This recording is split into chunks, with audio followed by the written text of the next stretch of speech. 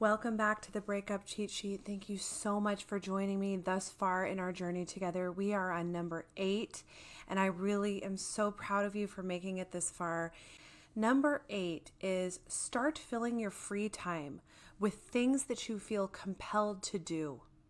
Now that you are listening to your body, now that you are honoring your healing space, you are being resolutely respectful of your healing space, and you are only allowing people in your sphere that make you feel comforted, that honor your safety, your safe place.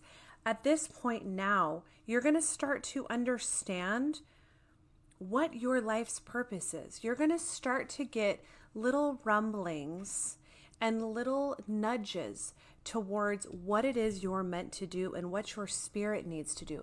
Now that you're no longer stressing about whether or not that person is going to call you back, whether or not they're going to choose you, whether or not you can relax and rest, you now have so much free space to do the things that you were meant to do, that your spirit is calling for you to do. And the hint here is that it's probably something that you've done before. When I was a little girl, and this will always lead the way, listen to your inner child now that you've reconnected with them and now that you're honoring them and comforting them. Listen to them and they will tell you what it is they want to do. And oftentimes it was the things that you did when you were a child. When I was a child, I would write little stories. I would write little picture books. And then when I became an adolescent, I would write little novels and I would bury them in my backyard because apparently my inner critic was speaking to me even as an adolescent. So our inner critics have often stifled these things that we are called to do and told us that we're not good enough to do them. In many ways, you could call every human, an artist. That doesn't mean that we're necessarily painting on canvas or we're writing or we're acting.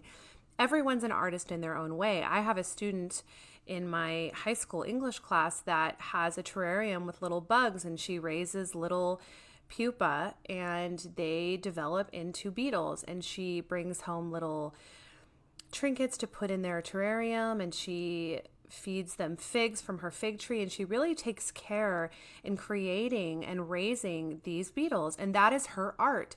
Everyone has different art, everyone creates, and now during this really extraordinary time of alchemization and healing, you're going to be able to hear what it is that you were put on earth to do. Why are you here? What is your life force energy when it comes to creation? I started reading this book, The Artist's Way, and it has been absolutely transformative during this process. It's not only about creating, it is also about healing. This book will help you to heal, but in it, this is what she says. The act of making art exposes a society to itself. Art brings things to light. It illuminates us. It sheds light on our lingering darkness. It casts a beam into the heart of our own darkness and says, see, as we create, we will heal. And as we heal, we will be inspired to create.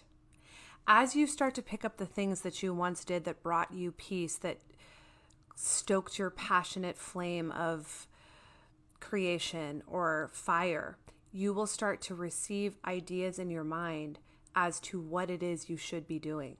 I love this analogy that a good friend told me about Prince, the genius musician.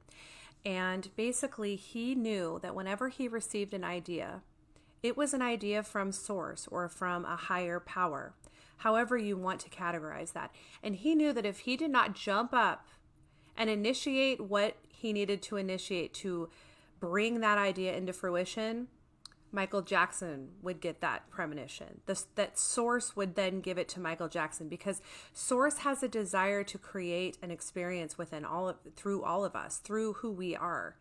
And if you don't follow the inkling, it will be given to somebody else. So listen to those inklings. And I know it's hard to think of yourself as creating right now because you're just trying to survive and heal and get to the next day. And that's okay. Give it time.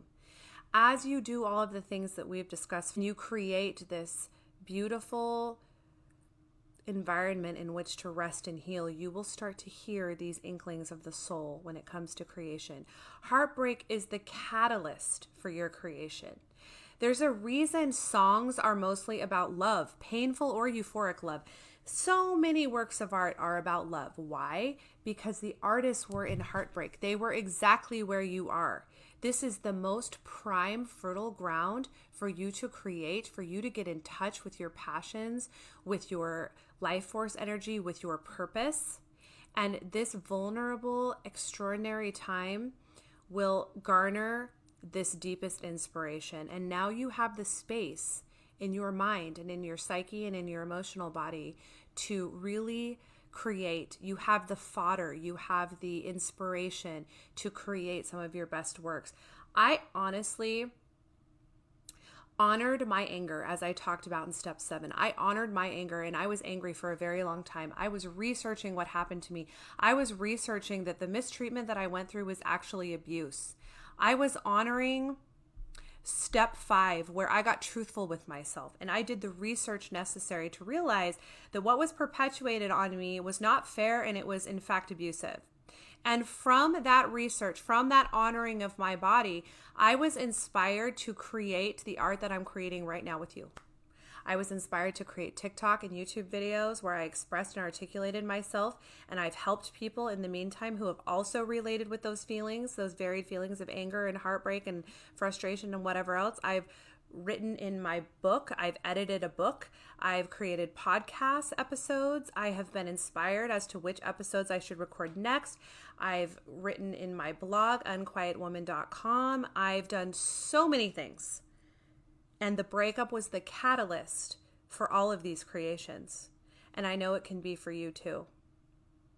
So listen to your innermost self and start getting more guidance as to what you truly need to do. And as you heal, you will create. And as you create, you will heal. I also have a series available, the Breakup Cheat Sheet, and it has each and every video in chronological order. I linked that down below. If you want to watch the entire series with a lot of extra content and a lot of extra exercises to really maximize this course, check me out over on YouTube. I have the entire course available for free. I know it hurts sometimes.